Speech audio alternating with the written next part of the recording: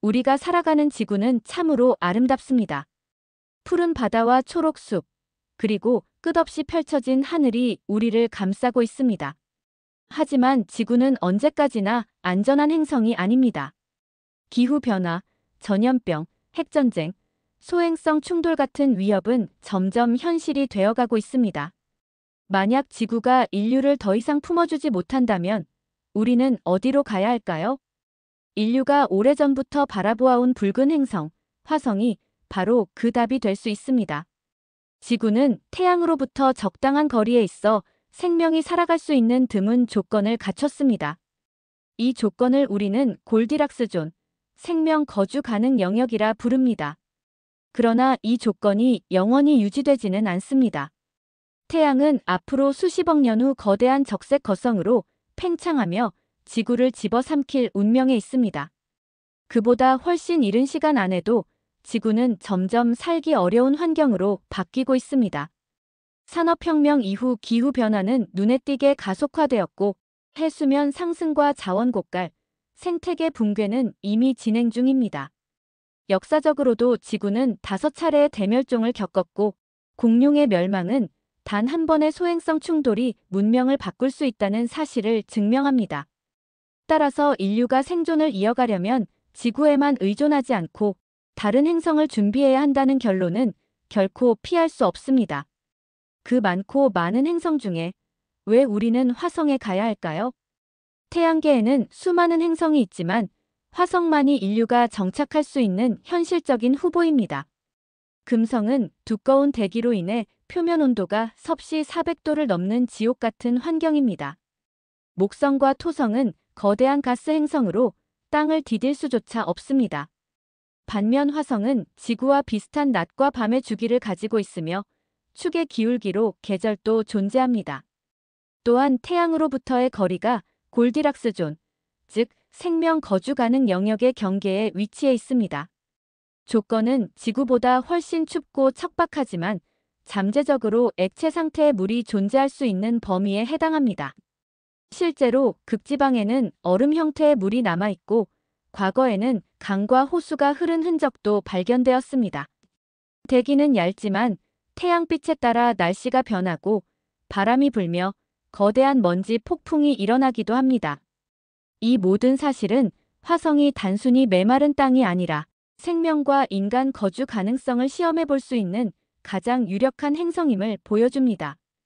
화성 이주는 단순한 탐험이 아닙니다. 인류가 살아남기 위해 반드시 개발해야 할 기술을 시험하고 발전시키는 계기입니다. 생명 유지 장치는 산소를 만들고 물을 재활용해야 하며 폐기물조차 자원으로 전환해야 합니다. 방사선 차단 기술은 태양풍과 우주 방사선으로부터 인류를 보호할 수 있어야 하고 이는 지구의 에너지 의학 분야에도 도움을 줍니다. 농업은 화성 토양이 아닌 수경 재배와 인공 온실을 통해 이루어져야 하며 이는 사막화가 심화되는 지구에서 식량 문제 해결에 활용될 수 있습니다. 에너지 생산에서는 태양광 발전과 소형 원자로 그리고 향후 핵융합 연구가 필수적입니다. 결국 화성 프로젝트는 인류가 지구 위기를 극복할 수 있는 새로운 기술적 자산을 제공하는 도전이 됩니다. 지금까지 화성에 발을 내디딘 인간은 단 한 명도 없었습니다. 달에는 이미 1969년 아폴로 11호가 착륙했지만 화성은 여전히 인류가 넘지 못한 거대한 도전 과제로 남아 있습니다. 그 이유는 분명합니다. 달은 지구로부터 불과 38만 킬로미터 떨어져 왕복에 며칠이면 충분하지만 화성은 평균 2억 2,800만 킬로미터나 떨어져 있어 왕복에 최소 2~3년이 걸립니다.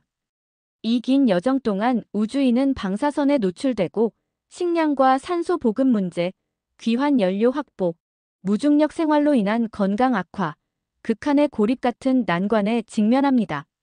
하지만 인류는 이런 과제를 하나씩 풀어가고 있습니다.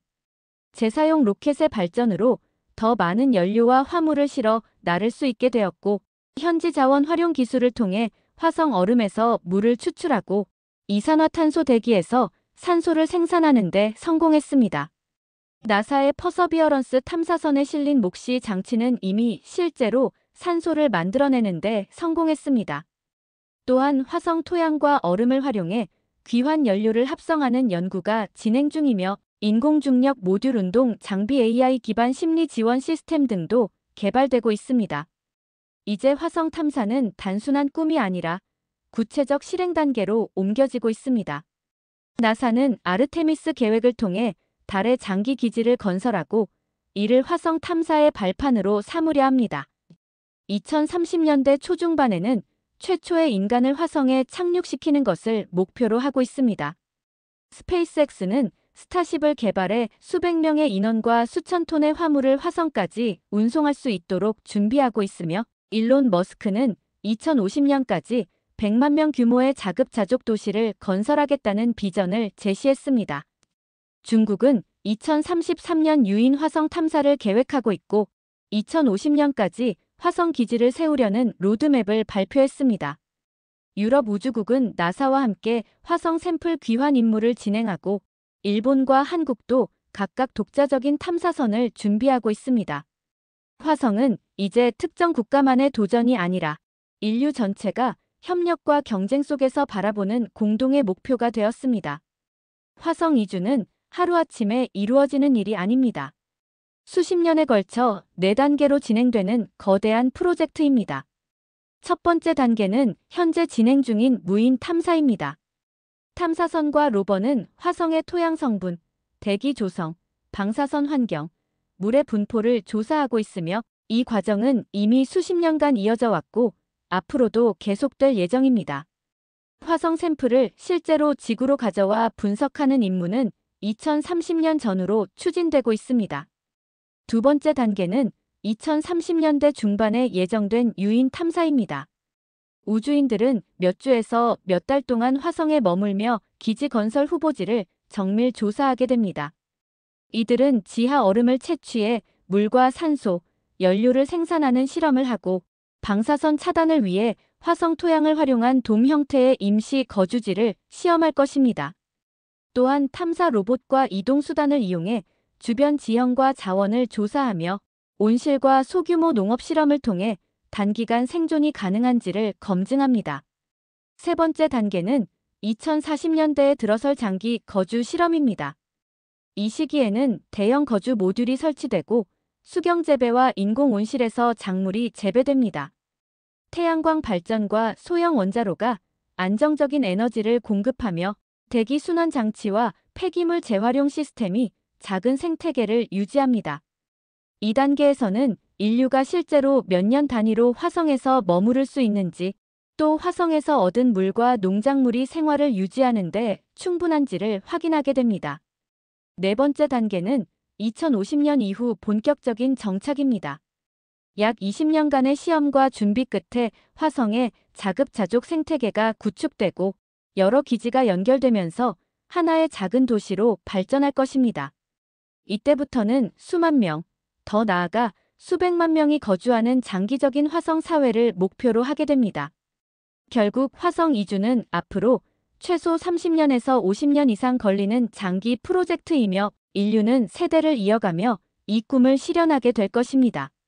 화성의 환경은 인간에게 결코 호락호락하지 않습니다. 지구와 비교했을 때 중력이 3분의 1에 불과해 장기간 머물면 근육과 뼈가 약해질 수 있습니다. 평균 기온은 영하 60도에 이르러 혹독하게 춥고 대기는 지구보다 훨씬 얇아 강한 방사선이 그대로 표면을 덮칩니다. 따라서 인간이 화성에서 안전하게 살아가기 위해서는 두꺼운 차폐 구조물이나 지하 공간을 거주지로 삼아야 합니다. 그렇다면 실제로 화성에서 살아간다면 어떤 모습일까요? 아침이 밝아오면 인류의 정착초는 두꺼운 돔이나 지하기지 속에서 하루를 시작할 것입니다. 태양광 패널과 소형 원자로가 전력을 공급하고 거대한 온실 안에서는 지구에서 가져온 씨앗이 수경재배 방식으로 자라나고 있을 것입니다. 우주인들은 재활용 장치로 정화된 물을 사용해 샤워를 하고 재배한 채소로 끼니를 해결할 것입니다. 밖으로 나설 때는 두꺼운 방사선 차폐복과 생명 유지 장치를 갖춘 채 탐사 차량을 타고 얼음을 채취하거나 새로운 자원을 찾기 위한 임무를 수행해야 합니다. 지구에서는 평범했던 일상이 화성에서는 모두가 과학적 기술과 생존 시스템에 의존하는 특별한 과정이 되는 것입니다. 그러나 화성은 극복해야 할 장애물만 있는 것은 아닙니다. 이 행성은 동시에 인류에게 새로운 기회를 제공할 자원을 품고 있습니다. 붉은 표면을 이루는 산화철은 재련 과정을 거쳐 건축 자재와 기계 제작에 쓰일 수 있고, 규산염 광물은 건축 자재와 유리 제조의 원료로 활용될 수 있습니다. 또한 황화합물은 화학 연료로 전환할 수 있으며, 마그네슘과 알루미늄, 티타늄, 크롬 같은 금속 자원들은 산업과 우주 개발에 없어서는 안 될 재료입니다. 이러한 자원들이 본격적으로 활용된다면 화성은 단순히 생존을 위한 임시 거주지가 아니라 자급자족이 가능한 경제 기반으로 변모할 수 있습니다. 비록 화성에서의 삶은 불편하고 혹독하겠지만 동시에 새로운 가능성과 기회를 품고 있습니다. 그곳은 인류가 지구에만 의존하지 않고 미래를 확장해 나갈 수 있는 또 하나의 무대가 될 것입니다. 인류가 화성으로 가야 하는 이유는 명확합니다. 화성은 생존을 위한 안전망이자 과학적 탐구의 최전선이며 기술 혁신의 시험장이자 미래 세대의 꿈과 도전의 상징입니다. 화성은 인류의 두 번째 고향이 될 수 있습니다. 더 이상 먼 미래의 꿈이 아니라 우리가 곧 맞이할 현실입니다. 여러분은 이 여정에 함께할 준비가 되셨나요? 화성에 도시가 세워질 미래가 기대된다면 구독을, 인류의 도전 정신이 멋지다고 생각하신다면 좋아요 눌러주세요.